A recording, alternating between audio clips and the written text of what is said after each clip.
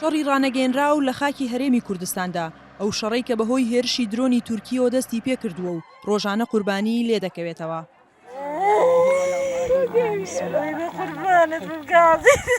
بەو پێی تورکیا ناوچە جیاوازەکانی هەرێمی کوردستان دەکاتە ئامانج و لە مانگی ڕابردووەوە تا ئێستا 6 کەسی مەدەنی کردوتە ئامانج و چاودێران ڕایان وایە دەبێت کۆمەڵگەی نێودەوڵەتی بزانێت چیتر ژیانی هاوڵاتیانی ئەوانیش لە هەرێم پارێزراو نییە.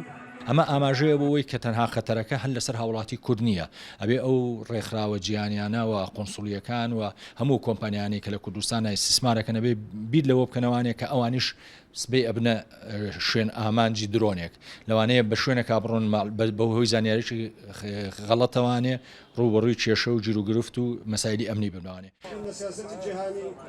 دوو پارتە دەسەڵاتدارەکەی کوردستان ڕێگە خۆشکەر بوون بۆ دەستێوەردانی تورکیا و ئێران لە کاروبارەکانی هەرێمی کوردستان بەوەی کە ئەم دوو هێز و ویلایەنە لە ڕابردوودا بەشێک لە ململانیەکانیان بە پاڵپشتی ئەو وڵاتانە یەکلایی کردوتەوە، نەک لەسەر مێزی گفتوگۆ و حیوار و دانوستان بەیەکەوە یان لەسەر گۆڕ و مەزاری شەهیدەکانی کوردستان و هەڵەبجە و بادینان و بارزان بێندانیشن.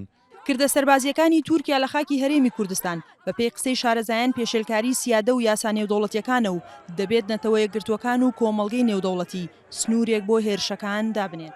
ئەم بارودۆخی کە ئێستا لە عێراقا گوزەرێ بە تەواوەتی پێچەوانەی میساقی نەتەوە یەکگرتوەکانە لەبەرەوەی ئاشتی و ئاسایشی ناوچەکەی بە تەواوەتی خستوەتە بەردەم مەترسیەوە و بەشێکی زۆری ئەوانەشی کە بنە قوربانی ئەم بردومانانە خەڵکی مەدەنین. یاسای دەولی ئینسانی قانونی دەولی مرۆیی بە تەواوەتی تاکیدی لەسەر ئەوە کردوتەوە هەتا لە حاڵەتی جەنگیشە نابێت کەسێک بکرێتە ئامانج کە کەسی مەدەنیە.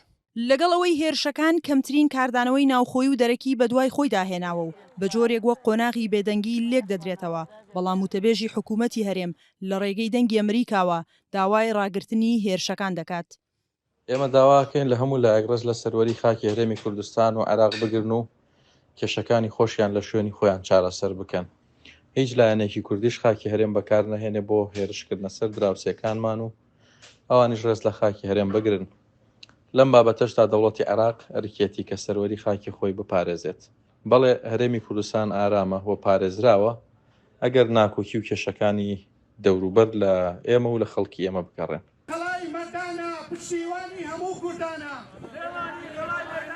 هەرچەندە لە 21 سەی 2023 محەممەد شیع سوودانی سەرۆکوەزیرانی عێراق تایبەت بە چارەسەرکردنی کێشەکانی نێوان دوو وڵات سەردانی تورکیای کرد، بەڵام بەپێی ئامارە نافەرمیەکان لەو ڕێکەوتەوە تا ئەمڕۆ تورکیا 665 هێرشی کردوتە سەر خاکی هەرێمی کوردستان و بیانووی تورکیاش هەبوونی گەریلاکانی پەکەکەیە لە خاکی هەرێمی کوردستاندا.